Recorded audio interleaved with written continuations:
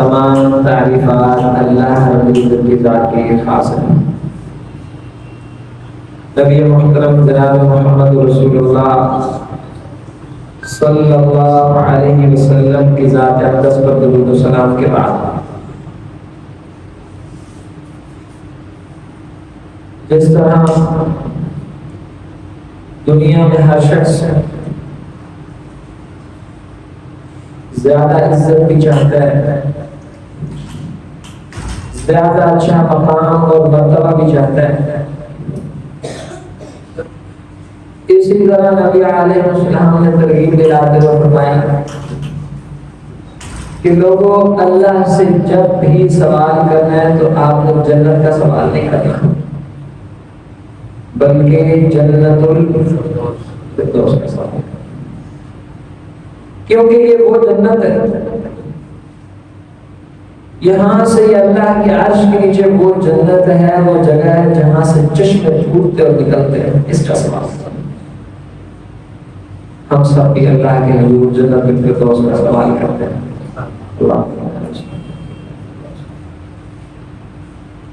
اب بھائیوں اور ساتھیوں، اور جہاں تک ہماری یہ بات اور آواز پہنچے، اگر کوئی شخص یہ چاہتا ہے دنیا میں اس کو اعلیٰ درجات، بہترین مقام، شاندار عزت ملے اور 100% ملے گی، جو طریقہ میں بتاؤں گا کیونکہ یہ طریقہ میرا بنایا ہوا نہیں، اللہ کا اتارا ہوا ہے، ملے گی انشاءاللہ 100%۔ تو پھر وہ اللہ کا بندہ کسی شارٹ کٹ کے پیچھے مت بھاگے، جگاڑ سے، شارٹ کٹ سے کوئی حادثہ تو ہو سکتا ہے، بندہ کوئی کامیاب انسان کو بہترین کاروبار نہیں کرتا، جگاڑ ہی ہوتا ہے۔ اگر واقعی حقیقی معنی میں کوئی یہ چاہتا ہے کہ اللہ تعالیٰ اسے بلند درجات دے، اعلیٰ مرتبے دے، اور پھر وہ اس راستے میں، اس طریقے پہ، اس نظریے کے اوپر نہیں کھڑا جس طریقے، جس راستے، جس نظریے سے اللہ رب العزت نے بتایا کہ اعلیٰ درجات ملتے، اور چاہتے تو ساتھ ہیں، کوئی بھی ایسا نہیں ہے نہیں چاہتا، لیکن اگر آپ میں سے اور مجھ میں سے کوئی اس راستے، نظریے، طریقے، سٹائل، انداز پہ نہیں کھڑا، اس کو اعلیٰ درجات کبھی نہیں ملتے، یہ بھی پکی بات۔ اور اگر کوئی چاہتا ہے تو وہ فوراً فیصلہ کرے کہ نہیں یار میں نے اس راستے میں چلا، اللہ اس کو دے گا، یہ اس کا بات ہے۔ تھوڑی سی 5 بنیادی باتیں ذرا ذہن میں رکھیں۔ پہلی بات، نبی علیہ السلام کو اللہ رب العزت نے کس کام کے لیے بھیجا؟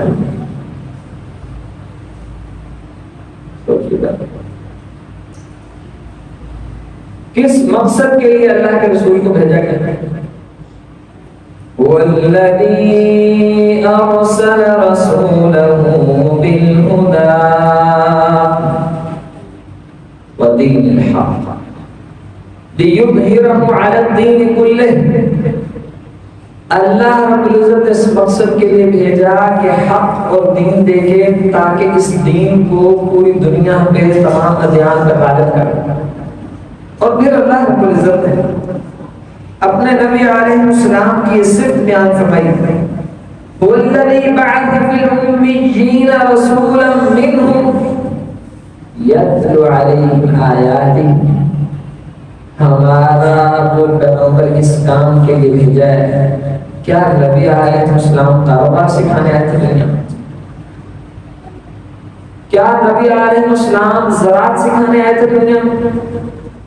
یا نبی علیہ السلام شام کی طرف تجارت بھی کرتے تھے؟ کیا اس کام کے لیے آئے تھے؟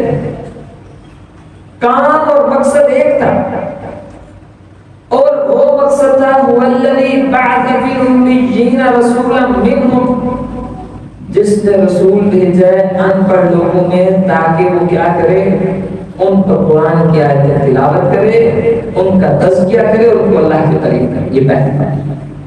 دوسری بات، اللہ رب العزت نے فرشتوں کو کہا کہ آدم علیہ السلام کو سجدہ کریں. آپ اور میں نے مل کے ان 5 باتوں میں اس کا نچوڑ نکالنا ہے کہ نچوڑ کیا ہے، حاصل کلام کیا ہے، ان 5 اصول اور قواعد کے پیچھے کون سی وجہ ہے. جو وجہ آپ کو مل جائے یہی وہ راستہ ہے جو انسان کو دنیا و آخرت میں بلندی عطا فرماتا ہے.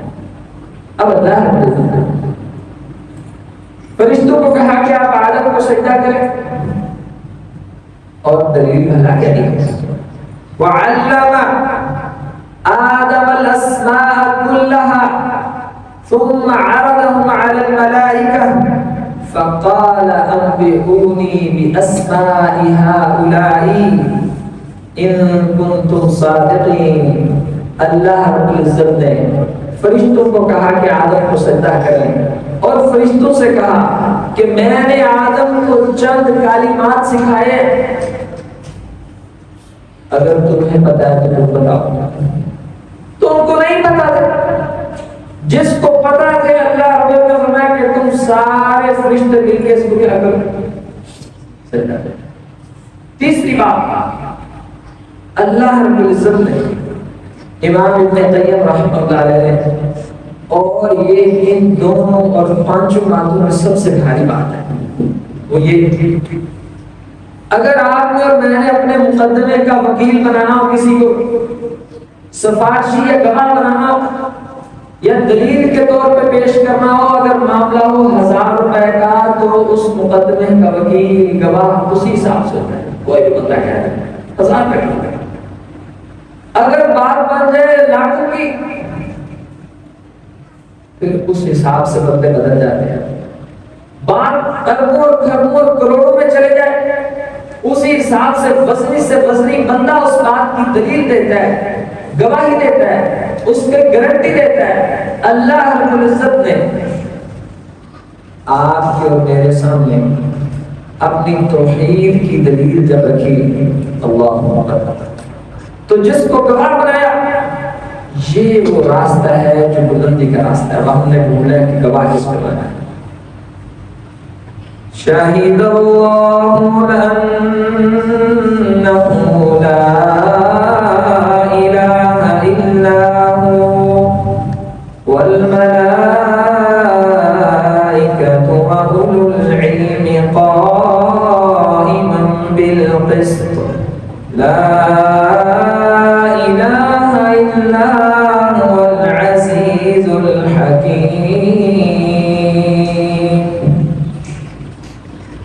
شہید اللہ انہ لا الہ الا اللہ. تمہارے رب نے گواہی دی ہے اس کے علاوہ کوئی بھی معبود برحق نہیں. خود رب نے گواہی دی، اور اس گواہی کے اوپر جو بات ہم سمجھ رہے تھے، اب توحید کی گواہی خود رب نے دی، لا الہ الا اللہ کی گواہی کس نے دی؟ خود اللہ رب العزت نے دی.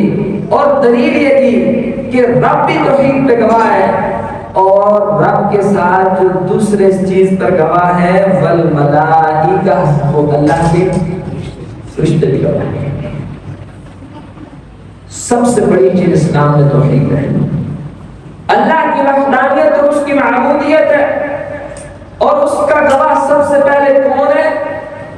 یعنی پوری زمین میں کوئی لا الہ الا اللہ نہ کہے، کوئی گواہی نہ دے تو اکیلا اللہ گواہی دینے کے لیے. یہ اس بات کا مطلب ہے جو آپ نے ہم نے سنی کہ لوگوں اگر پوری دنیا کافر ہو جائے تو اللہ رب العزت کی معبودیت میں اس کے رب ہونے میں کوئی کمی نہیں پڑتی. پوری دنیا سجدے میں گر جائے، اللہ کی شان کو کوئی بڑھا سکتا نہیں ہے، کیونکہ وہ پہلے ہی اللہ اکبر ہے، سب سے بڑی ہوئی شان والا ہے، اس سے زیادہ اور کیا کر سکتا. اب اس توحید کی گواہی کے لیے اللہ رب نے اپنی گواہی دی، فرشتوں کی گواہی دی، وَأُولُو الْعِلْمِ، اور علم والے علماء اس بات پر گواہ ہیں. سبحان اللہ، کتنی بڑی بات ہے. یہ علماء کا اور علم کا مقام ہے کہ اللہ رب العزت نے اپنی توحید کی گواہی کے لیے فرشتوں کے ساتھ ان کا ذکر کیا ہے، قائمًا بالقسط، وہ علم والے، وہ علماء جو انصاف پہ قائم ہے۔ اللہ رب العزت نے اس بات کی گواہی دی ہے کہ وہ ہماری توحید پہ گواہ ہیں۔ ابن قیم رحمہ اللہ علیہ کہتے ہیں علم پر، علماء پر، ان کی شان پر، علم کو حاصل کرنے پر قرآن حکیم میں سے سب سے بزرگ دلیل یہی ہے کہ توحید کی گواہی کے لیے اللہ نے علم والوں کو چنا۔ اور نبی علیہ السلام کو اللہ نے کس کام کے لیے بھیجا؟ تعلیم دینے کے لیے، علم بانٹنے کے لیے، آیتیں پڑھ پڑھ کے سنانے کے لیے، زراعت اور کاروبار کے لیے نہیں، باقی معاملات کے لیے نہیں۔ پہلا اصول اور قاعدہ جس کام کے لیے اللہ نے اپنے پیارے نبی کو بھیجا وہ کیا تھا؟ علم دینا۔ اچھا سوچیے، آپ سب بھائی ہم سے بہتر ہونے کے باوجود میں خطبہ دے رہا ہوں، آپ خطبہ سن رہے ہیں، کیا خطبہ دینے والے کا معیار یہ ہوتا ہے کہ جس کے کپڑے اچھے ہوں، جس کا رنگ پیارا ہو، جس کی عمر زیادہ ہو، جس کا تجربہ زیادہ ہو، جس کی ڈگریاں زیادہ ہو، جس کا خاندان زیادہ ہو؟ کیا معیار ہوتا ہے؟ بس جس کو اللہ اور اس کے رسول کی باتیں ذرا زیادہ پڑھنی آ جاتی ہیں، یہ کیا؟ آپ دیکھیے گا کہ اسلام کی ایک ایک چیز میں آپ کو فرق، فیصلہ اور بنیاد یہ نظر آئے گی۔ اللہ نے علم کی بنیاد پر فیصلہ کیا ہے کہ جس کے پاس علم زیادہ ہے اس کا پہلا نمبر۔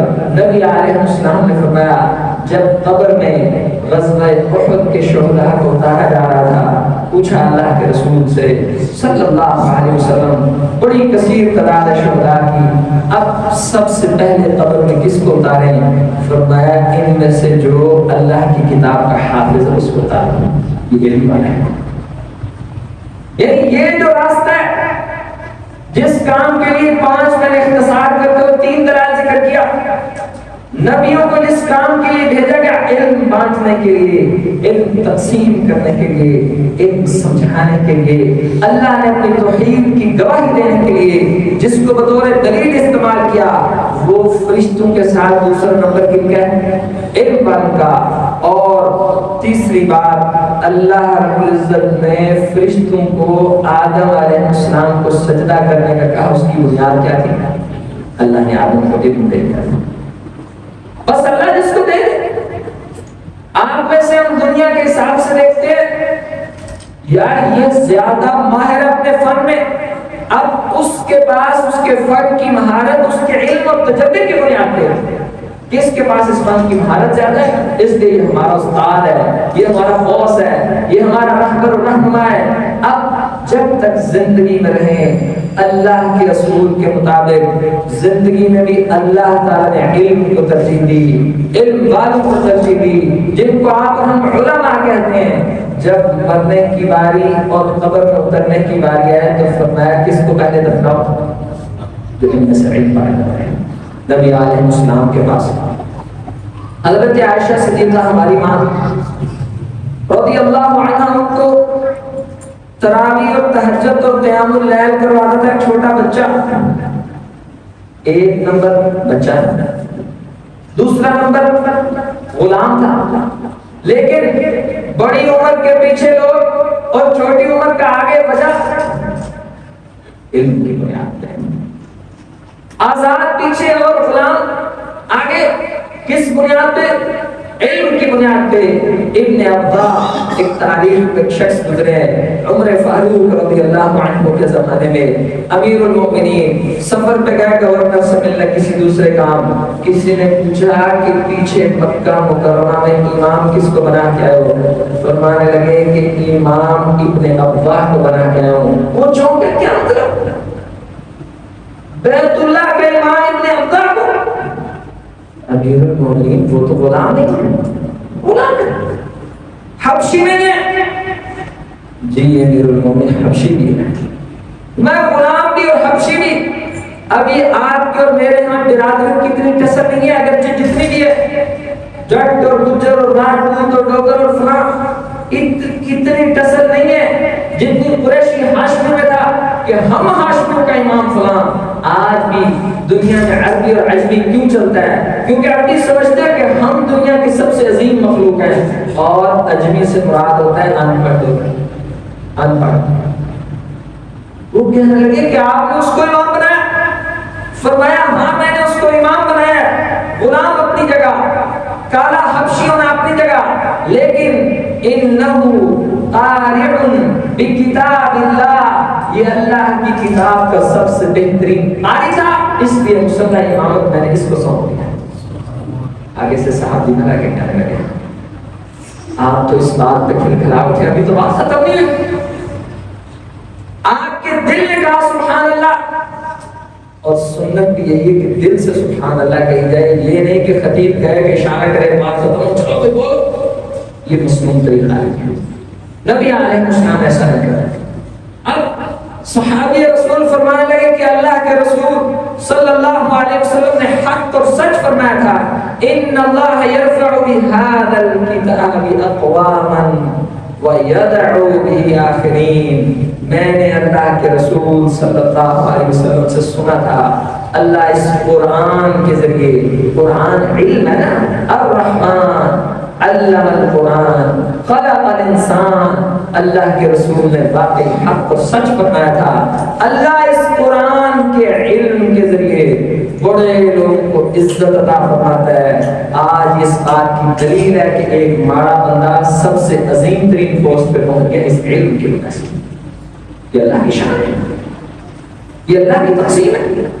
اگر بھائی آپ اور چاہتے عظمت کے راستے پہ پہنچنا، بڑے درجات تک پہنچنا، اللہ کے قریب قریب پہنچنا چاہتے، رفعت حاصل کرنا چاہتے، آپ اور ہم، ہمارے ایک شیخ ہیں، وہ خود بہت بڑے صاحب علم ہیں، لیکن وہ یہ بات کہتے ہیں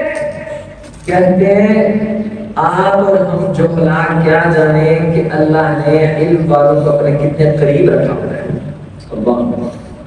کسی صاحب علم کا اپنے آپ کو جاہل کہنا، جو بندہ علم کی حقیقت اور اس کی تہ تک پہنچ چکا ہوتا ہے، وہ اپنے آپ کو 24 گھنٹے منوا چکا ہوتا ہے کہ ہمیں تو کچھ بھی نہیں پتا۔ جس کا دل یہ کہتا ہے کہ ہمیں کچھ بھی نہیں پتا، یہ اس کی عاجزی ہے، اصل میں اسی کو تو کچھ پتا ہے۔ اور جاہل کی نشانی ہے، 2-4 لفظ سنتے ہی اس کو لگتا ہے کہ مجھے بہت پتا ہے۔ یہ جاہل کیا ہے؟ صاحب علم تھر تھر کانپتا ہے، اس میں خشیت اتنی طاری ہوتی ہے۔ آپ جائیے عرب دنیا کے سب سے بڑے امام، اور ایک قول کے مطابق سب سے پہلے پی ایچ ڈی کرنے والے سعودی عرب میں، ان کے ایک عالم نے ایک مجلس میں ایک بندے نے ان سے سوال پوچھا، ایک ہی مجلس میں کوئی 20 کے قریب سوالوں کا جواب یہ تھا، لا ادری واللہ اعلم، لا ادری واللہ اعلم، میں نہیں جانتا اللہ جانتا ہے، میں نہیں جانتا اللہ جانتا۔ کیوں؟ کیا ان کو اس کا علم نہیں تھا؟ ان کو پتا تھا کہ یہ علم اتنی بڑی ذمہ داری ہے کہ جب میں منہ سے الفاظ نکالوں گا، قیامت کے دن اللہ کے حضور میں جواب دوں گا کہ تم نے یہ بات کیسے کہی۔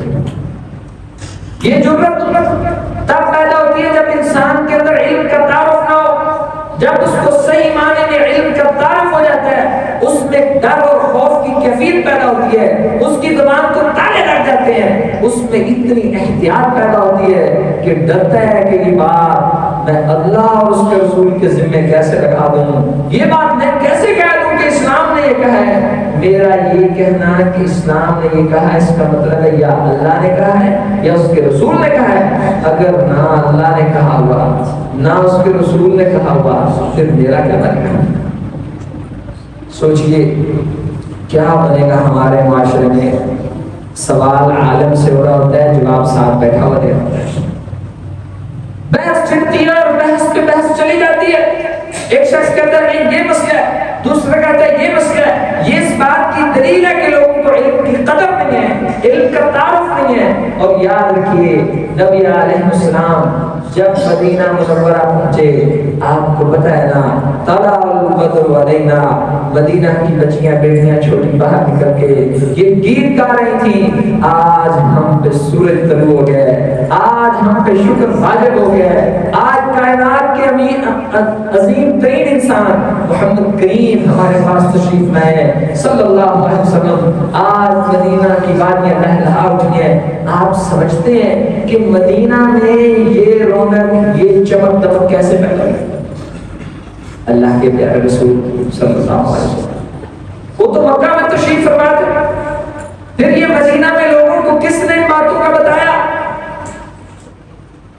جس شخصیت نے مدینہ میں یہ تعارف کروایا اس کا نام مصعب بن عمیر تھا.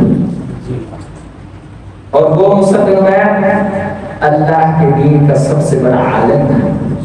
اور یہاں سے امام احمد بن حنبل کا قول یاد آیا. فرمایا لوگوں کسی معاشرے میں کسی محلے میں کسی شہر اور بستی میں اگر طبیب اور ڈاکٹر نہ ہو تو گزارا ہو سکتا ہے. وہاں کریانے کی دکان اور گندم نہ ملتی ہو تو گزارا ہو سکتا ہے. وہاں صحت کا سامان نہ ہو کپڑوں کا سامان نہ ہو سکول کالج یونیورسٹی نہ ہو تو گزارا ہو سکتا ہے. اگر یہ ساری چیزیں نہ ہوں تو ان بندوں کی صحت کا نقصان ہوگا, دنیا کا نقصان ہوگا, کپڑے پہننے کا نقصان ہوگا, بچوں کی تعلیم کا نقصان ہوگا.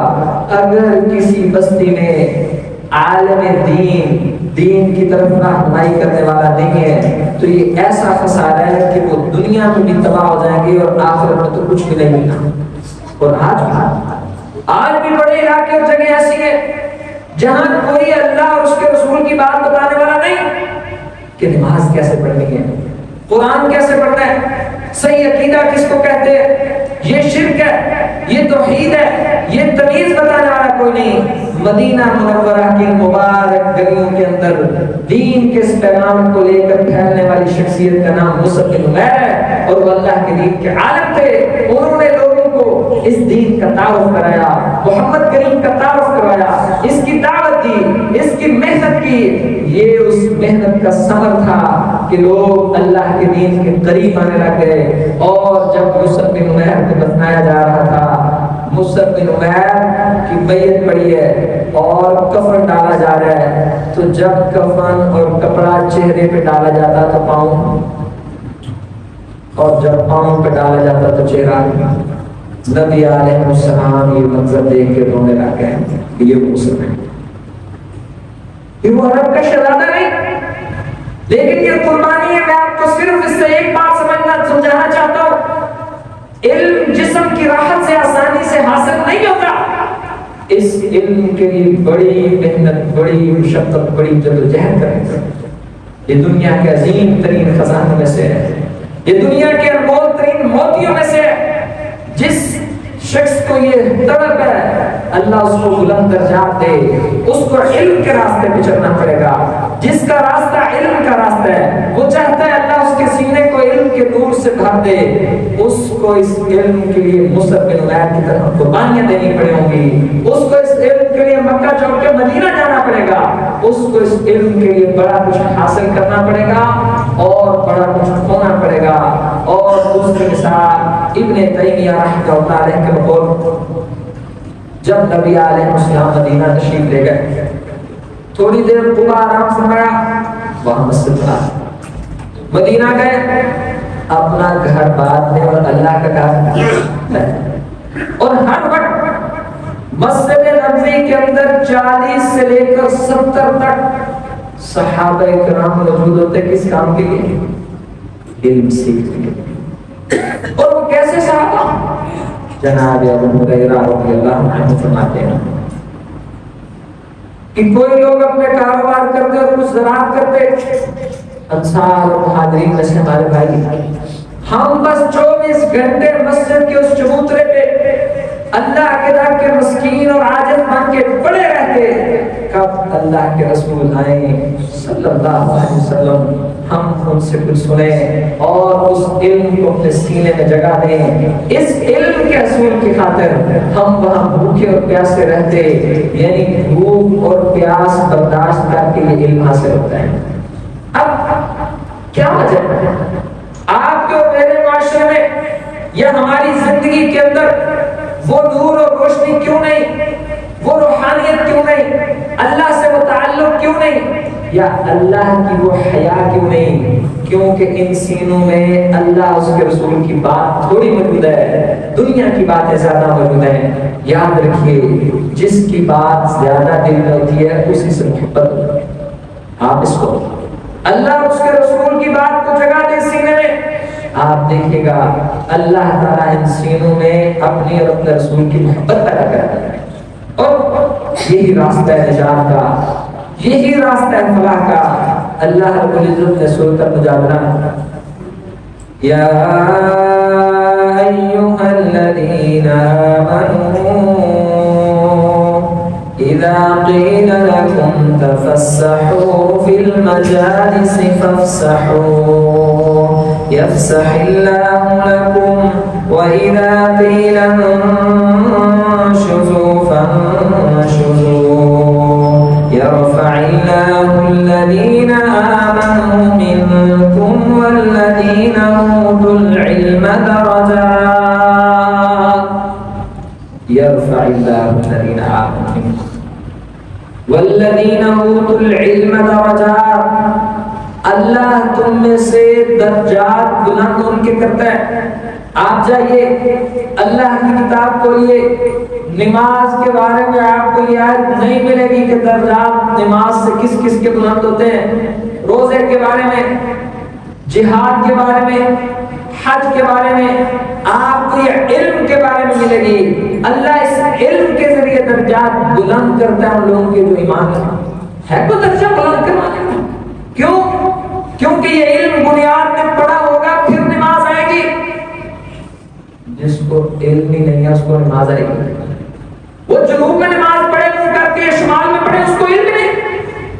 ایک بندے کو علم نہیں کہ رفع الیدین ہاتھ یوں اٹھانے یوں اٹھانے، اس کا کیا فائدہ؟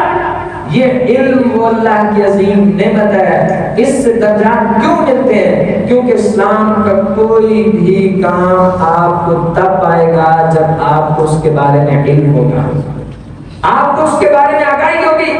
اب آپ سمجھیے ان دلائل کی بنیاد پہ میرے بس کی یہ بات نہیں ہے کہ میں اپنے منہ سے کہہ سکوں، نہ میری جرت ہے نہ آپ میں سے کسی کی یہ ہمت ہے۔ جامعہ ترمذی میں نبی علیہ السلام کا فرمان محترم موجود ہے، اے لوگو تم میں سے فضل العالم علی العابد کفضل علی ادناکم، بہت بڑی بات۔ لوگو تم میں سے کسی علم والے کسی عالم کو کسی عام بندے پر ایسے ہی فضیلت ہے جیسے محمد کریم صلی اللہ علیہ وسلم کو اپنے امتیوں پر فضیلت۔ اتنا کوئی کہہ سکتے ہیں یہ عالم کو یہ فضیلت کیوں ہے؟ کیونکہ وہ سارے علم جو نبی علیہ السلام اس دنیا میں بانٹ کے گئے ہیں، اس علم کا حقیقی وارث العلماء ورثۃ الانبیاء، وہ علم والے وہ علماء نبی علیہ السلام کے جانے کے بعد اس زمین میں ان کے وارث ہیں جنہوں نے اس وراثت کو سنبھالی ہوئی ہے۔